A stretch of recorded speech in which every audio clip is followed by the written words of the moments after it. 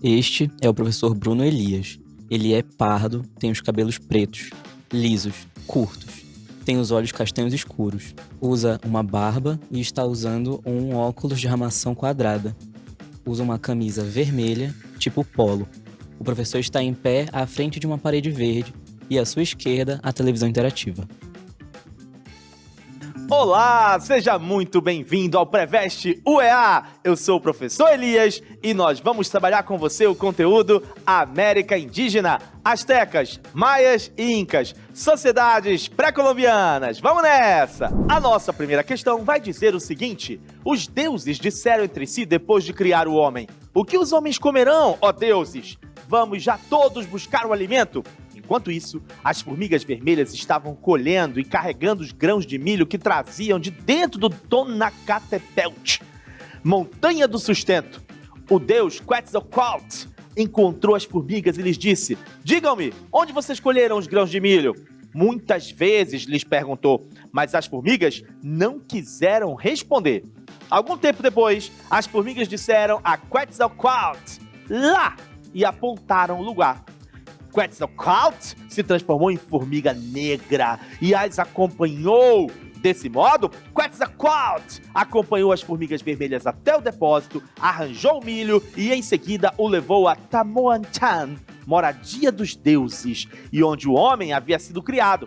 Ali, os deuses o mastigaram e o puseram na nossa boca para nos robustecer. O texto asteca. E agora, qual é o comando da questão? Qual alternativa a gente vai marcar? Será que é um texto que promove a divulgação das qualidades nutricionais do milho para o fortalecimento dos guerreiros mesoamericanos? Será que oferece uma explicação mítica para a importância do milho na base da alimentação dos povos mesoamericanos? Será que ele demonstra sustentação histórica e, claro, desenvolvimento de pensamento lógico e racional? Será que o texto procura justificar o fato de apenas os governantes dos povos mesoamericanos poderem exercer atividades agrícolas? Ou será que a letra E revela a influência das fábulas europeias na construção do imaginário dos povos mesoamericanos? E aí, qual será a resposta? Vamos nessa então para a nossa resolução. Olha só, a letra A diz: promove a divulgação das qualidades nutricionais do milho para o fortalecimento dos guerreiros mesoamericanos. Aqui você vai perceber que não necessariamente você precisa dos conteúdos específicos lá dos povos mesoamericanos. Você precisa basicamente ficar atento para aquilo que o texto está dizendo. Mas ainda assim, é interessante a gente dar uma olhadinha para essas características gerais. Vamos olhar? Olha só, a gente está falando de Império Azteca, tá? Esse Império Azteca, ele ocupou, teve uma área de domínio que você pode perceber aqui bem claramente. E tem aqui uma cidade importantíssima que a gente sempre precisa fixar, que é a cidade de Tenochtitlán, que seria a capital dos astecas. Agora, além disso, é interessante a gente lembrar que essa área de extensão de domínio dos astecas, ela ia do oeste mexicano até o sul da Guatemala. E os astecas, diferente de outros povos, eles eram uma espécie de império mesmo, de caráter militar. E como é que funcionava? Alguns autores até colocam a questão da confederação, outros colocam a questão de império, mas o fato é que permanece em muitos autores a ideia de um império mesmo de caráter militar. Como é que esse império funcionava? Eles metiam as cidades vizinhas e essas cidades vizinhas passavam então a pagar impostos para os astecas. Tá? Então eles tinham essa estrutura de poder sobre essas cidades vizinhas que eram conquistadas. E é interessante também a gente perceber que eles eram politeístas, eles adoravam vários deuses e eles faziam também sacrifícios humanos. Tá? Os astecas foram derrotados pelos espanhóis e assim eles tiveram então um período de reviravolta na história deles. Show de bola? Lembrando então agora esses aspectos, vamos para as nossas alternativas. Então, a primeira falava de que o próprio texto, ela traz a ideia de que o próprio texto traz qualidades nutricionais do milho. Olha só, em nenhum momento você vê o texto falando do milho especificamente, né? Das qualidades nutricionais do milho. Você vai perceber, ó, que ele trabalha a ideia dos grãos de milho, né? Ele trabalha a ideia da história que envolve a questão do milho, mas ele não entra no mérito da questão nutricional do milho. Então isso é uma coisa importante para a gente observar, que o próprio texto nos dá esses elementos, né? O próprio texto nos ajuda. Olha, arranjou o milho, ó. Ele não tá falando das qualidades nutricionais do milho, tá bom? E aí a próxima vai dizer o seguinte: oferece uma explicação mítica. Opa, explicação mítica, essa aqui parece interessante, hein? Para a importância do milho na base da alimentação dos povos mesoamericanos. Essa história que a gente está vendo aqui, que o texto está descrevendo, ela caminha para essa ideia de uma história mítica que está tentando explicar por que esse povo tem esse vínculo com o milho na sua questão da alimentação. Tá mostrando isso? Olha aí, ó, ela tá no caminho, né? Você vê que ela tá no campo de uma explicação mítica. Será que é essa a nossa resposta? Vamos deixar de stand-by? Bora ver a próxima? Demonstra sustentação histórica. Opa! Sustentação histórica e claro desenvolvimento de pensamento lógico e racional. Aí fica difícil, né, meu amigo? Porque imagina, ó, ele tá trabalhando a questão dos deuses, ele tá dizendo que o deus aqui virou uma formiga, olha aí, ó, acompanhou as formigas, arranjou o milho, e ele tá falando aqui, ó, se transformou em formiga. Então, assim, um caminho que você percebe que não é um caminho exatamente racional, é um caminho que está dentro do terreno do mítico, né? Então, de fato, essa aqui não seria a nossa, não teria como ser a nossa, né? A próxima falava de justificar o fato de apenas os governantes dos povos mesoamericanos poderem exercer atividades agrícolas. Ó, cuidado sempre na história com essas questões de apenas, somente, unicamente, exclusivamente. É bem perigoso a gente trabalhar com essas ideias, porque na história dificilmente você vai encontrar algumas informações que sejam absolutas. Na história, geralmente, a gente tem muita coisa que é relativa, a gente tem muitas exceções, então é muito importante a gente tomar cuidado com isso. E o texto não está trabalhando isso, o texto não está justificando por que só os governantes podem desenvolver atividades agrícolas, né? E a outra dizia que revela a influência das fábulas europeias na construção do imaginário dos povos mesoamericanos. E aí você vai perceber, dentro do campo da história que está sendo contada, será que eu estou tendo uma influência europeia no campo mítico desse povo mesoamericano? Será? Você vai perceber que não, você vai perceber que é uma história muito própria desse povo, é uma história muito própria dos próprios astecas. Logo, qual seria a nossa? Aquela que ficou bonita para a gente considerar dentro da questão dos astecas. A nossa que ficou bonita seria aquela que a gente deixou de stand-by.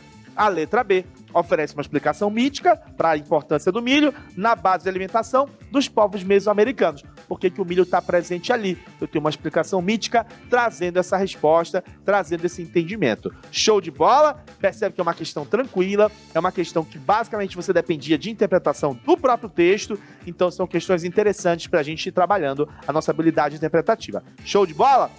Vamos para a próxima! A nossa próxima questão vai dizer o seguinte: o diabo parece ter sido estranho tanto para os tupis do Brasil quanto aos nauas, maias, incas e demais povos americanos. O cosmos maia era neutro. As forças e os seres sagrados não eram nem bons nem ruins, mas apenas caprichosos. A cosmologia das populações andinas não contava com a noção de mal personificada num ser satânico. O excerto permite afirmar que... O que a gente pode afirmar a partir desse pequeno trecho que a gente acabou de ler? Será que é a letra A, que diz que os sacrifícios humanos realizados por alguns povos nativos da América eram destituídos de significado religioso? Ou será que é a letra B, a influência do catolicismo europeu na colonização da América facilitou a preservação de elementos religiosos nativos? Ou será que a letra C, a carência da noção de mal nas culturas originárias da América, indica a ingenuidade e a pureza dos povos nativos? Ou é a letra D, os povos nativos americanos tinham uma visão religiosa binária e incompleta das forças que os afetavam? Ou será que a letra E, a presença de representações do diabo no imaginário americano, derivou do processo colonizador? E aí, qual será a nossa resposta? E aí a pergunta inicial, letra A, dizia: os sacrifícios humanos realizados por alguns povos nativos da América eram destituídos de significado religioso. Essa aqui, meu amigo, você não precisava nem do texto, né? Porque a gente sabe que os sacrifícios humanos, eles têm toda uma influência da questão religiosa, eles não são destituídos de significado, então a gente não precisa nem voltar no texto para a gente ter essa dimensão de que os sacrifícios humanos estão vinculados a uma questão cultural e religiosa, eles têm significado, né? Vamos ver o próximo? A próxima dizia: a influência do catolicismo europeu na colonização da América facilitou a preservação de elementos religiosos nativos. Facilitou? Como assim facilitou? A gente sabe que o processo colonizador, que foi desenvolvido com o apoio da igreja, foi um processo de deculturação. Foi um processo onde você vai deculturando esses povos, você vai meio que eliminando a cultura, a religião deles, vai impondo uma nova religião, vai impondo novos valores. Então não dá para dizer que esse processo colonizador, que também teve esse braço religioso, facilitou a preservação de elementos religiosos nativos. Pelo contrário, ele vai trabalhar no sentido da deculturação, da destituição. A próxima dizia que houve uma carência da noção de mal nas culturas originárias da América, isso indica a ingenuidade e a pureza dos povos nativos. Será que é isso que o texto está dizendo? Será que o texto está dizendo que não havia essa questão do mal, essa visão maniqueísta de bem e mal, porque os nativos eram ingênuos? Era por causa disso? Né? Olha só o que o texto está dizendo. O texto vem e diz aqui, ó. O texto diz, ó, o cosmos maia era neutro.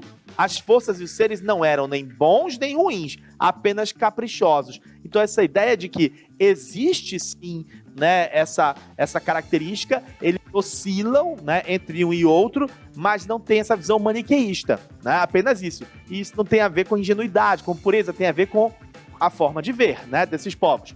A letra D diz que os povos nativos americanos tinham uma visão religiosa binária e incompleta das forças que os afetavam.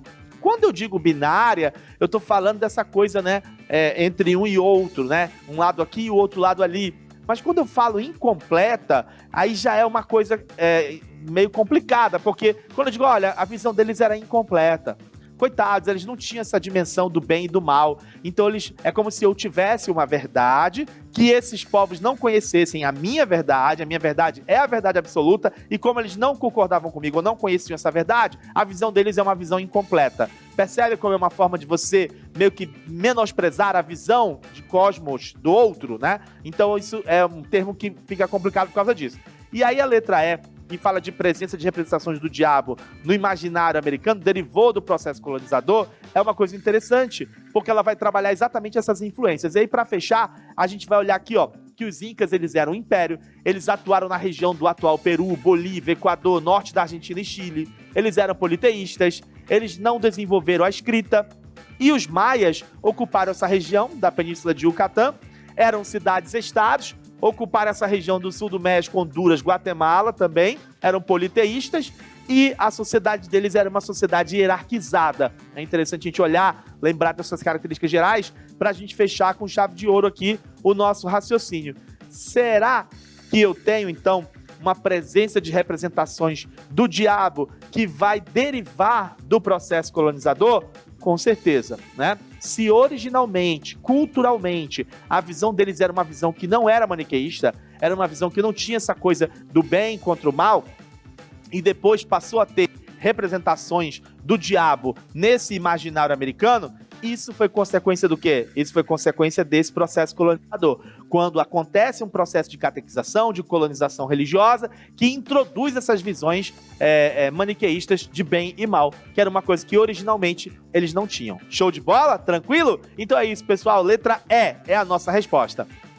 Na aula de hoje, nós vimos astecas, maias e incas, sociedades pré-colombianas e essa América indígena, um assunto importante para o vestibular da UEA. Siga o Preveste UEA em todas as nossas redes sociais.